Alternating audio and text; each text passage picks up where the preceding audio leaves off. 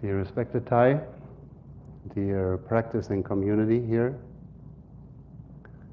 today is August 28th in 2021, and we are with Deer Park Monastery's road retreat in Provo, Utah. Whew. It's a loving crowd here.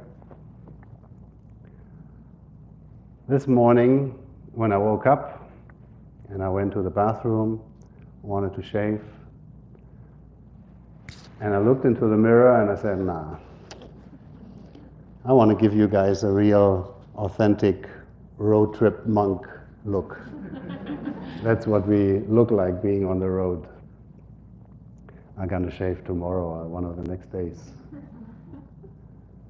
So we've been 18 days on the road now, drove more than 2,000 miles,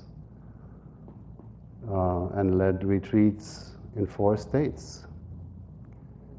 And the wonderful thing about driving is that you slowly change into different landscapes and environments and flora and fauna. So seeing and driving from Arizona into New Mexico, the desert of Arizona extends into New Mexico before it becomes more mountainous, and we went on an elevation of more than 8,000 feet. But at the beginning, it just looks like Arizona, as New Mexico doesn't know that it is, or as Arizona doesn't know that it became New Mexico, or New Mexico doesn't know that it starts later actually with the mountains.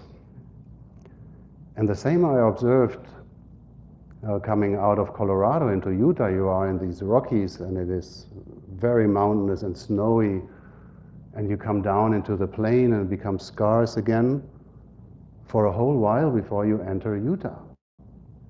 And I think nobody told Colorado that they have to stop earlier and begin Utah quicker, right? And you know what I mean. Like, the landscape doesn't care about who put the border there. The landscape and the environment, nature just grows naturally. And we give it a name, and then it happens that it grows out of order, or it seems unnatural. And I see that this is also true with me a lot of times. I was asked where I'm from today quite a few times, and I said, if you can wait for later, I'll explain it, and here we go. It is true with me because I was born and raised in Germany. My parents are from Croatia. They immigrated into Germany when they were young. My German friends say that I don't behave like a German. My Croatian family says that I don't behave like a Croatian. So I seem to be that desert that doesn't really belong to any of the states and just grows as it is, but doesn't have a name or cannot identify with Colorado or Utah. I'm just nature. But I feel that I have to have a name, or people want to give me a name. But it's complicated. So when here in the US, somebody detects my accent and asks me, where do you come from? What do I say? So I make it a habit and I say, I come from my mother. because that's the closest it comes to a truth, and I don't have to label myself. Sometimes I say, I'm a Croatian with a German accent, but I always have to explain that. So when I come from my mother, everybody has a laugh, and then no more questions. It's the easier way, and it is complicated. My mom is, I'd say, 100% multi-generational Croatian. We cannot detect anyone coming from somewhere else. My dad is interesting because his family lived in Croatia since the 1700s, when the Ottoman Empire was defeated before Vienna, and they were pushed back into the Ottoman Empire, into today's Turkey.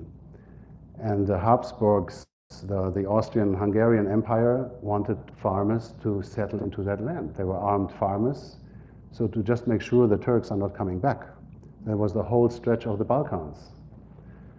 So my dad's family back then, living in what you call today's Germany, but was divided into a lot of kingdoms, and also this huge Austrian-Hungarian Empire, I think they were already there, took that chance because they were promised land. So they moved into Croatia in 1650 and lived there ever since. Was only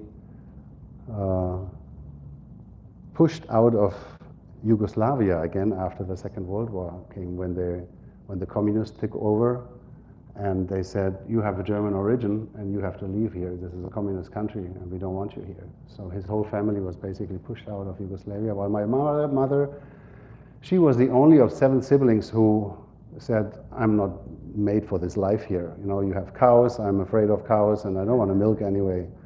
And she was interested in fashion, and she became a tailor, and she came to Germany visiting her brother working there and never left. She met my dad and had a good excuse not to go back to Croatia. So she's the only one. So where am I? I'm not a Croatian, I'm not a German. Is it important what I feel? It is really a topic, I believe, that is not only true for me, but especially here in the US, many of us have a double belonging, at least a double belonging.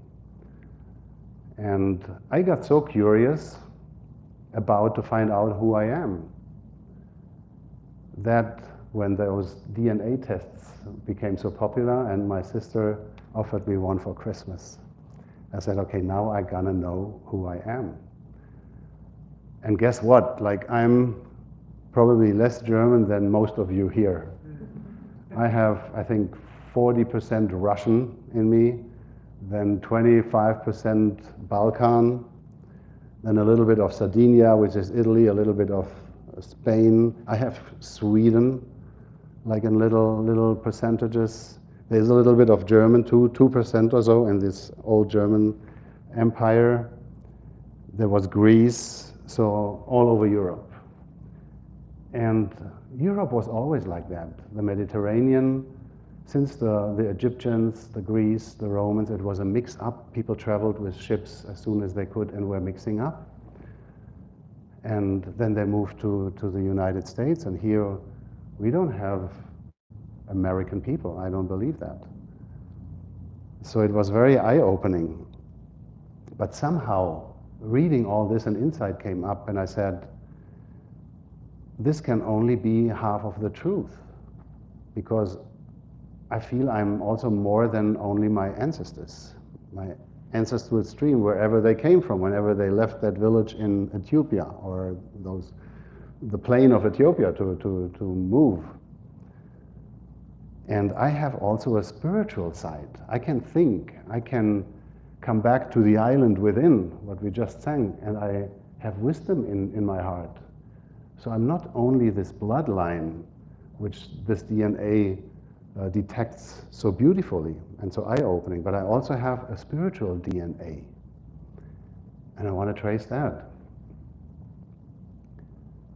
And having a physical, a blood DNA and blood ancestors and this ancestral stream, as we call it, it is difficult and powerful enough for us to identify or to label us who we are or who we believe we are. So when I look, I have 2 parents, I have 4 grandparents, I have 8 great-grandparents, and I calculated back by the 18th generation, you have more than 1 million ancestors. 18 generation only. Can you imagine what kind of habit energies, what suffering and what happiness and what qualities and values and seeds they bring into this stream? And we call it a stream of ancestors, an ancestral stream and an habitual stream. So in these values, but also these sufferings, never resolved. And let me tell you, my family has a lot. But again, I think I'm not speaking only for myself. If you look inside of you, you can identify that stream flowing through you too. And if we are not careful and if we are not mindful, we will hand on what we have received from this more than 1 million, millions of ancestors, this powerful stream, we will just hand it on blindly to the next generation, unfiltered, whatever it is. And I'm very glad that even before I became a monk, my sister and I, we sat together and we said, this is what we don't like from our parents, and we could detect that behavior at our grandparents too. And we were able enough to say, maybe if we see that our parents have like inherited from our grandparents, maybe it goes even further. And then she said, so who's to blame? Right? Who can we blame now that our parents are like this? And it was very difficult to say, okay, who started the whole thing? Until we found out that doesn't matter. What matters is what do we do with this? And as a practitioner, I was even more empowered because I was enabled with the practice to stop and to look deeply into myself and to see what of my habits, what of my suffering is actually not self-inflicted, but I have inherited by this ancestral stream, and it wants to flow through me. And I have to stop and look at it and seeing, is this helpful for me, for my growth, for my healing, for my transformation? Is that making me a better human being? Is it helping me to make this world a better place? Is it like equal to all the values I hold dear and treasure and my aspirations for my life at this time? And not all of them are. They are very beautiful qualities I have inherited from my parents and their parents and their parents and their parents. And I can see that very clearly. And I want to hold on to them. And I want to appreciate, not only recognize and acknowledge, but appreciate and treasure them respectfully, in gratitude for my family to have hold them high and pass them on. And also pass them on. And even I'm a monk and I don't have physical children, but I will pass them on with whatever people I meet in my life and with whatever I do and I think. My karma. That's the bloodline. Now when I found this is only half the truth and there must be a spiritual DNA, what is that about? And I had to stop again. And I had to look deeply again. And I think this is a good time for us all to stop for a moment and look deeply. Just let's sink in what I have just said and see where you at, if you can see the habitual stream of your ancestors, and if you can see that you have a spiritual DNA too, a spiritual ancestral streams, while we're listening to one sound of the bell, coming back to ourselves, trying to become still, stopping, and deep looking.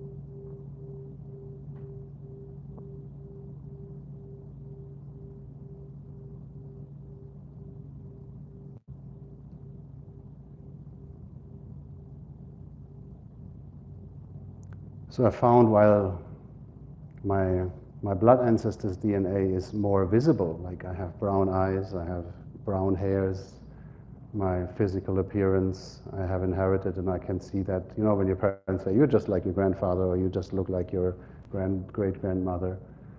Found the spiritual DNA, and the spiritual ancestral dream is a little bit more subtle, because you really have to stop and look deeply and see, what is it, where does it come from, and what I hold dear, what is different from that physical ancestral stream, from that blood ancestral stream. And I found for myself that although it has to do with it, religion plays a part. Like I grew up Roman Catholic, but not strictly. My parents are very open and have this Christian spirit, and we embraced Jesus a lot because of his compassion and his love and for people, and his wish, his deep wish and engagement to help others and to be inclusive and to be selfless. I could see all that seeds also in my family, but it has been something that has spoken to me as a person. And I remember as a young boy, before I was put all these labels on me, you're a boy, this is what boys do. You live in this neighborhood, this is what we do. You have this family name, and we are like that. And later you put your own labels on yourself. But before I was going into that direction, limiting myself basically, I knew very well who I am. Because I didn't have that self-awareness which actually can take you away from who you are. And hearing stories of Jesus, they just resonated within me. And it doesn't matter that Jesus is a Catholic or a Christian or coming from what country or is the central figure of the New Testament. But it had to do with these values, these seeds that were watered in my heart, in my consciousness. And I identified with them that these seeds I also hold dear. And I believe this is my spiritual DNA. What makes a human being? What potential has a human being? Who could we be if we would not be the ones we are? And if we hadn't built that society that we have built? And how does it come that I became a Buddhist monk? So my spiritual DNA, I found, is another kind of ancestors, but not less powerful as my millions of blood ancestors. Because I hold something dear and I believe something, and call it faith in Christianity, which many of us have problems with because we say, I don't want to believe in something that I'm not in touch with. There's also a faith in Buddhist terminology, and it has more to do that you believe that the practice works. And that when you suffer, that you know that you can practice and it will actually transform you. If you are able and willing and have the means to stop and look deeply. So there is this faith and there is this seeds, let's say in my consciousness, this wholesome seeds that were speaking to me and resonating with me. That's why I became a follower of Jesus and of Buddha, because I also saw that they are not different. Both of them love people. Both of them wanted to show people what they're able of and who they really are. And somehow I had identification problems when I grew up. Imagine being the child of immigrants who have a need to integrate into the new society and to be someone who follows the rules, who is diligent, who is honest, and they all have that values, but they thought they have to prove it. And as a revolting teenager, I didn't want to play that game. You know, I want to be who I am and I want to express myself. And I gave my parents a hard time becoming a punk, you know, like green hair, studs, leather jacket, and showing like all neighbors and, I don't know, teachers what I think of them. But it was a necessary step for me to revolt against this oppressing limitations and labels that I have received from the outside world and also produced from the inside, trying to find out who I am and trying to find a place in my world. So that's the spiritual DNA that is also very powerfit's and helps me grow. But I also need to filter and see what is helpful. Even I'm a revolting punk and it's really fun. But I also saw, like, I was honest with myself after 2 or 3 years, my late teens, 19, 20, I said, this is not bringing me the freedom that I'm looking for. I'm a freedom seeker. And this is not working, so there must be something else. And later, then I went into, raves came out in the 90s, so I went into raves and drugs and partying. It didn't work. I was honest enough. Then I said, I must found it in India and in Jamaica, where the Rastas are. I went to India, I went to Jamaica, I lived with the Rastas. But it was not traveling. But it helped me, and then I got in touch with Buddhism. And then I found it, you have to find it in yourself. You cannot rely on your blood ancestors. You cannot rely on these spiritual ancestors that come from the outside. You really have to stop and go inside of you. And that's when my actual path started, my actual healing, which is everything else but done. But it's a beautiful channel. If we're talking about streams, Tai Kai Lee, who was mentioned by Brother Earth earlier this day, he calls it the mind, the discovery channel. There's so many interesting things. We don't need television. He said, we have our own discovery channel here. And I felt that too. So turning inwards it has such a great landscape, and I don't need to label it into Colorado or Arizona or Utah. It is just me, and I have to explore it, and I have the freedom to explore it, and I have, if I can generate that, the compassion and the gentleness and the kindness to explore myself, which is another chapter. I want to go back to the blood ancestors, because, as I said, when we looked for someone to blame, and we found there is no one to blame, or it is difficult to nail one person for the suffering we are experiencing today, that we have learned, my sister and I, to generate compassion for my parents, because they were the last piece of the chain making us suffer. We wanted to turn our rage and our revenge towards them, but with this insight it was not really possible. And with the insight of interbeing, seeing that I am in my parents and that I have already picked up these qualities too, and I would most rather also pass them on, I would have to be mad at myself too, and who wants that, right? I don't want to be, and then I'd rather be mad at my dad, saying it's your fault, but we couldn't do that. And what happened then is that compassion arose for my parents, saying, hey sister, hey brother, you see, we had this moment, an enlightening moment, where we stopped and we could see, like, it is just like that, and it's not their fault, and it's not our grandparents' fault. So all we can do is forgive, and understand that they haven't had the means, or maybe the situation, the conditions, the time was just not right for them to stop as we do here. Maybe they didn't have another partner in crime, like my sister and I are very close, to find that out. And it is so easy to just blindly pass it on, because this is what we have learned from my parents, and it didn't do me any harm, so I just passed it on to you, my dad would say. That was a big lesson, that we were able to feel compassion for each of these generations. And guess what? This compassion we cultivated not only for them, we not only forgave them, but we forgave ourselves.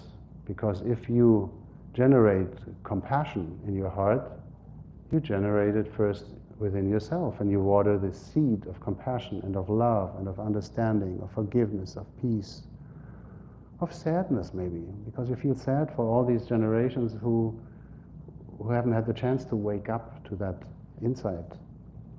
And you send a lot of love backstream, and it is transforming and healing for yourself. And when I see today how my sister raises her 2 daughters, it is so beautiful to me to see that she really filters the ancestral stream and see where are the good qualities. I want to pass them on, and I acknowledge, appreciate, value, and in gratitude pass them on to my daughters. And where are the ones that made me suffer, made my brother suffer?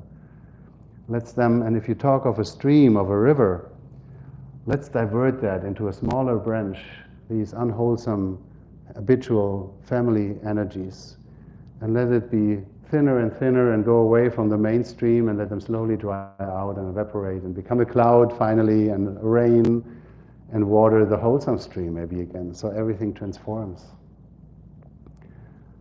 That was a big thing, to generate compassion, forgiveness, and healing for ourselves. And this is very liberating. I feel freer because I don't have anyone to blame.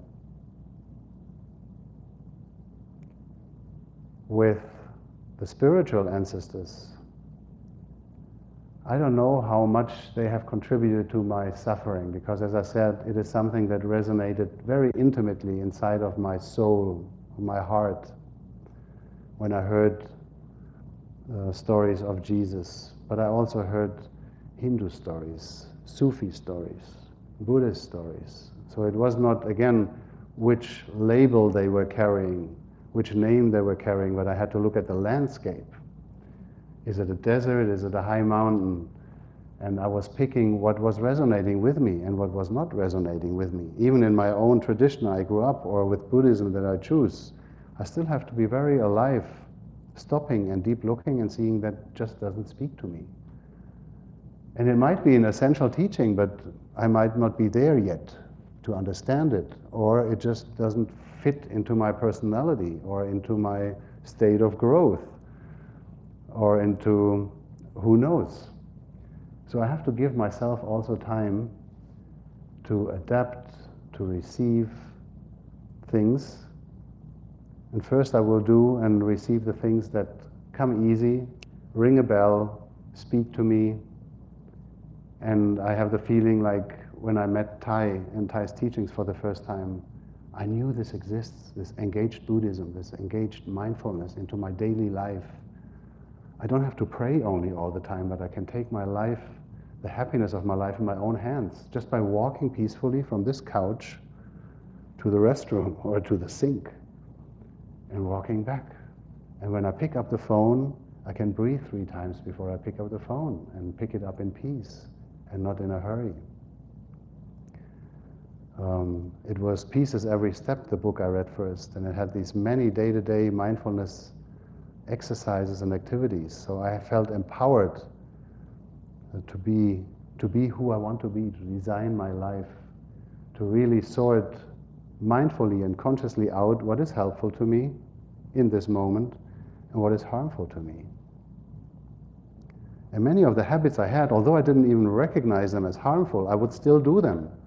And I once said, like, sometimes I felt I'm running against the wall, I'm falling down, I'm unconscious, I wake up, I run back, I run against the wall. And it happens again and again, and I don't know what is happening. Until one time, and I know, okay, this is the wall, and this is how you get there, and this is how you stop it. And I stopped it. And there are still walls in my life. They are more subtle, maybe invisible walls I'm running into. But the beauty of the practice is to be able, if we allow ourselves, not to run from activity to activity or try to fix things. But as Thai says, the way out is in. So when you want to get out of a problem, you go inside. And not only Thai speaks in a spiritual context. I think it was, what is this German physician, like the one with the relativity, Einstein. He said the way out of a formula is in. So if you want to solve a formula, you have to go inside of the formula to fix it. You cannot like add what we're doing now today. I heard in Silicon Valley when we see the society has a problem, they say, great, let's do an app that prevents that. So we always add apps instead of taking them away. And what we want to do as practitioners, we want to recognize when we are able to stop, look deeply, and go inside, that we're basically adding non-stop labels, identification, country names, you know what I mean, to us, instead of taking them away and getting in touch with our true names, with our true self, with who we are. And when I do this, I feel so free, I become so free.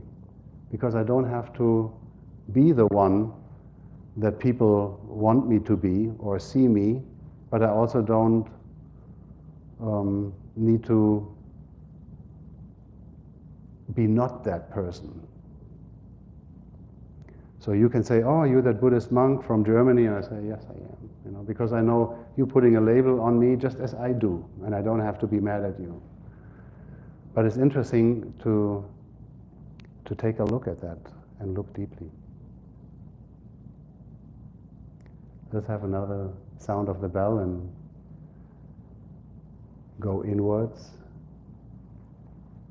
Stop thinking, just follow our breathing, and maybe you see who you are.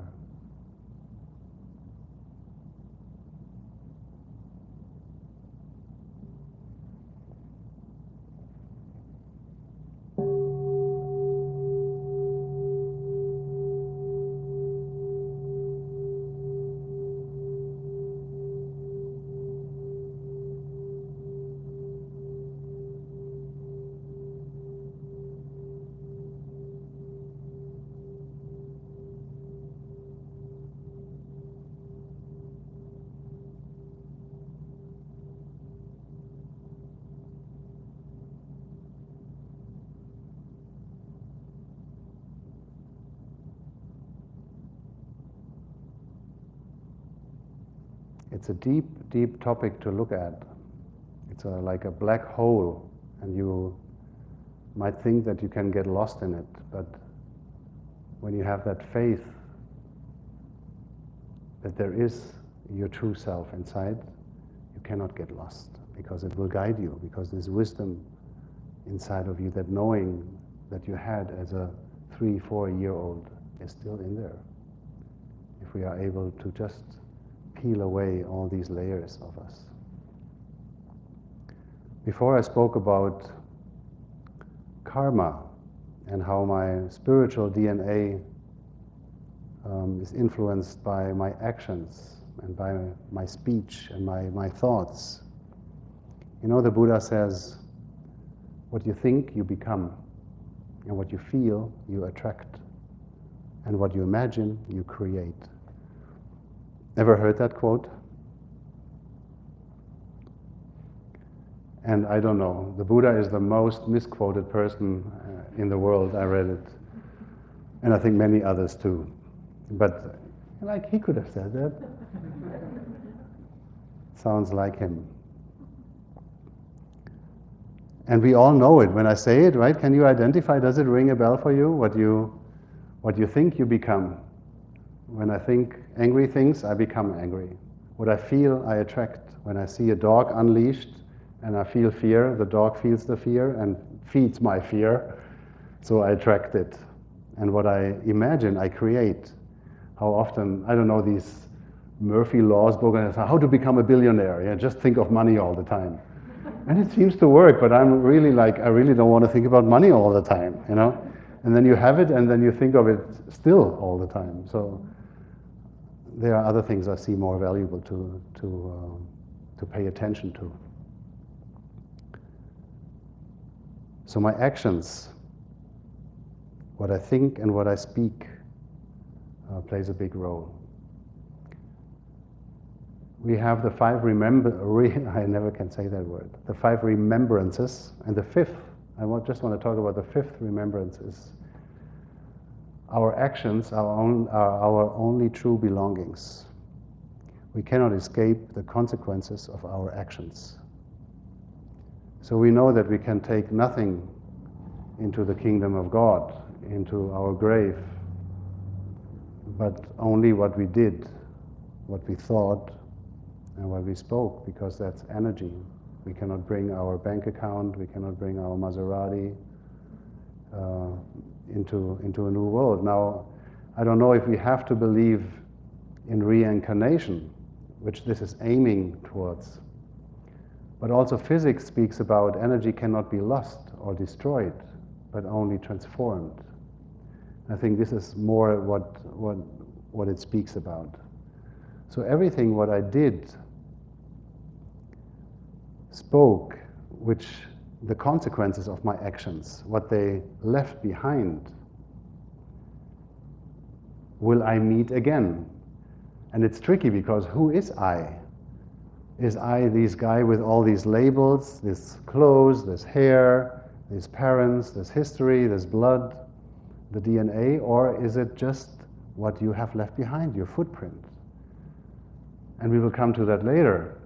The less I am, basically when I become empty of a separate self, but just as an integrated organism in the big organism, I will just continue. Not with my body, but with the consciousness.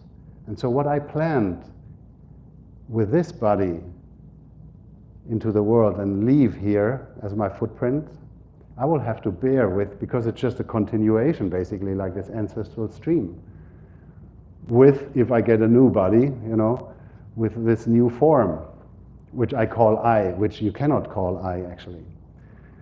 And then I hear people saying, like, if you step on that ant, you will become an ant in your next life. And we like scare people with karma, what karma means, like, if you do this to me, you will suffer later, I guarantee. But who are you to guarantee that, right? And we don't know what happens, but we do know that energy cannot be destroyed, only transformed. And Thai always uses this example with a cloud. A cloud can never die. And so I believe Thai, because Thai has this deep insights. And Thai rings a bell when he speaks, and I'm close to him. It just resonates with me. And I know there's this wisdom speaking, this connecting and bonding with one another. There's this one wisdom speaking. And he sees a cloud cannot die. A cloud can become rain, and it disappears, and you don't see the cloud anymore. It empties itself. It can become snow. It can become hail. And then it goes down to the earth, wherever in the ocean, evaporates again and forms a cloud. So we don't know, but it continues. And so do we. I strongly believe, I have faith, that my practice leads me to who I will be. What I imagine, I will create. Even not as Brother No Kong or Brother Freedom, but as something else. And coming to this world, I don't know what I have done and spoken and thought previously in this spiritual ancestral stream, but it brought me here with all my happiness and all my suffering. Maybe this is what forms my personality and my obstacles in this life. And I slowly have to unfold and unwind myself. Thai also says, because we spoke about breathing, Brother Jam spoke about mindful breathing this morning, and that we just follow our breathing. And Thai always speaks about it, and again, and it seems to be the one thing that really counts. Paying attention to our breathing and just listening to it, and just witnessing it, and just following it, and just observing it, requires us to step back a little bit and not identifying with our breathing and not trying to control it or to manipulate it, but just to see it as it is, as what it is. It is just a flow, like our ancestral stream, like my spiritual stream. It just flows through me. And all I can do is I can stop and look deeply at it and see, what does it bring? It's like sitting at the bank of a river, and you see the river coming from one side, and it passes you, and it stays there, and then it continues. This is how things flow through us. This is how we grow old. This is what time does with us. And we are witnessing it, and we can choose basically every moment. And this is why present moment awareness is so empowering and so freeing. And I guess the reason why we are here today, because deep inside we know that every moment we have a chance to make a decision where we want our lives to go, what we want to divert into a branch that slowly evaporates, and what we want to nourish at the mainstream, what we want to pass on to ourselves, to people around us, to future generations, and where this will lead to. The Dalai Lama said once, we won't see the world changing in this lifetime, but what we can do, everybody for themselves, is to prepare the world. And there's a quote saying, the day you plant the seed, the day you plant the tree is not the day you eat the fruit, but it is important to plant a tree, to have fruits for the future. And if we see that we also continue, maybe in another form, maybe we feel even more responsible to contribute to the well-being of this planet and to other people. To me, this idea, and it's not even an idea, I think to me, personally, it is a realization. But I don't want to impose it on you. So I want to say, I have that idea that my actions today, now, will contribute to my well-being also in the future. And I want to really take care of that. I want to take care of myself and be kind and gentle to myself. Also knowing that it has really an impact on others. So the breathing is the core thing. And Tai often says there is no breather, so there is no I, there is no me. There is only the breathing, he says. And when I see and realize there is only the breathing, and I come to that space, and Brother Jam said it takes time, like the glass of water with the mud. We have to sit it down and we have to let it sink before we can drink it or see through it. So we become basically nothing. We get rid of all the layers, all the labels, all the Colorados, all the Arizonas we have put on ourselves, and we become this beautiful nature again, our true nature. And then I know I'm basically just life. And I don't even want to say I anymore, you know? And if you heard Dhamma talks of Tai, Tai says never I, he says, Tai did that, and then Tai did that. He speaks of himself like as he's another person, because he knows that there is no self in him. He has realized that already, that he's just the witness, so he speaks of himself as another person. But I'm not there yet. So I feel very liberated, although I know that I'm not myself. I'm more than myself. I am my true self. I am part of this life together with you. We are just life. And it doesn't matter if I have a brown jacket or a blue t-shirt, or if my skin, what color it has, and what I have been taught in school or by my parents, or what I have taught myself who I am. It's tricky. We have to be still to see who we really are. To be still, to stop ourselves from doing things and looking for answers outside of us and coming back to ourselves, letting the mud sink and see clearly. It's easy to be who you are, but it's difficult, let me figure that out, to be not who you are not. Does that make sense? The one we think we are, constantly think we are, it's difficult to not believe that we are this, but it's easy to just believe who you are. You are alive, you are your breathing.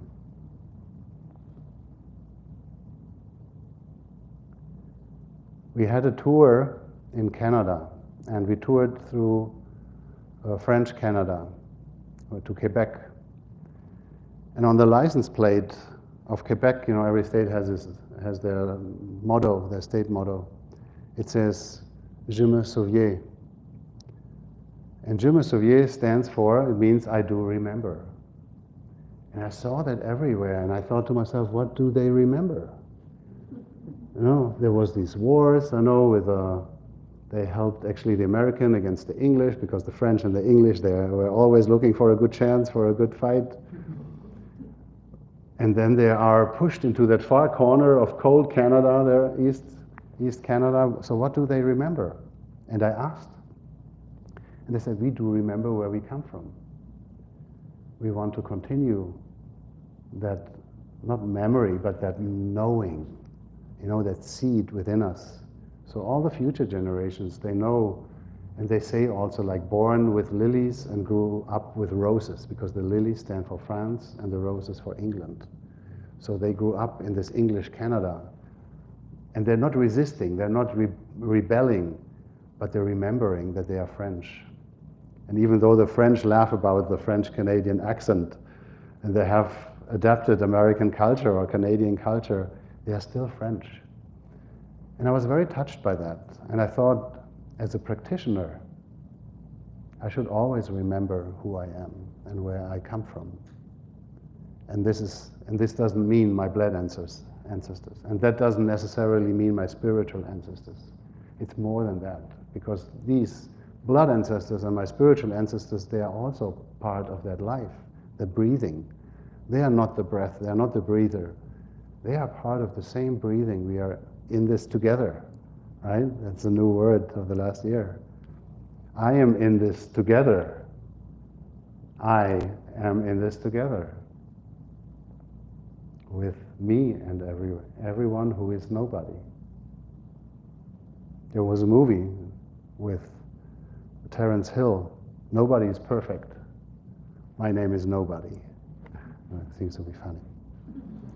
Well, I was very touched by that. Je me souviens, I do remember.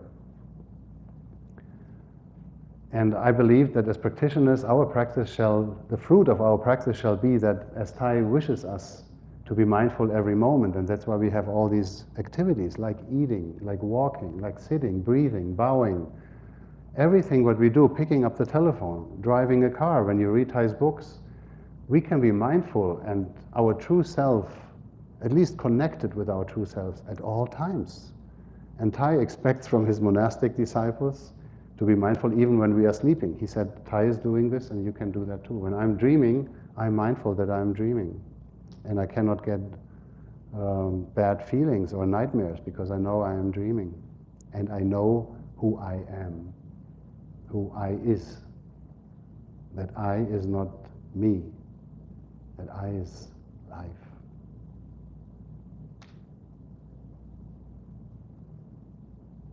I want to end with a song which is very easy. And I want to play it on the guitar. And it's only 2 lines and very simple words. And as soon as you pick it up, please sing along. Okay? Don't leave me singing alone here.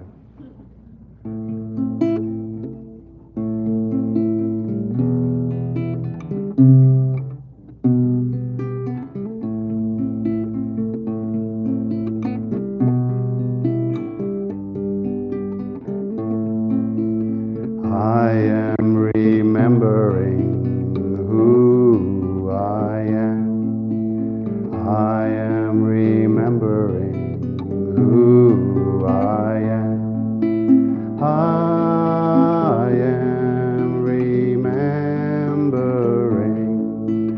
I am remembering.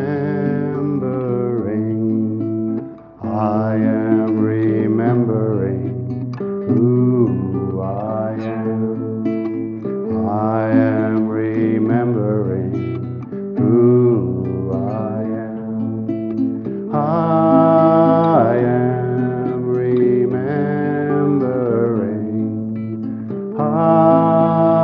am remembering.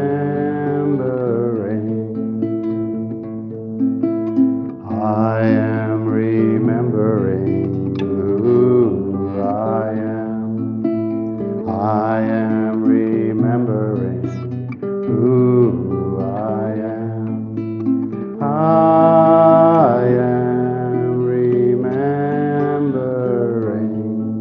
I am remembering.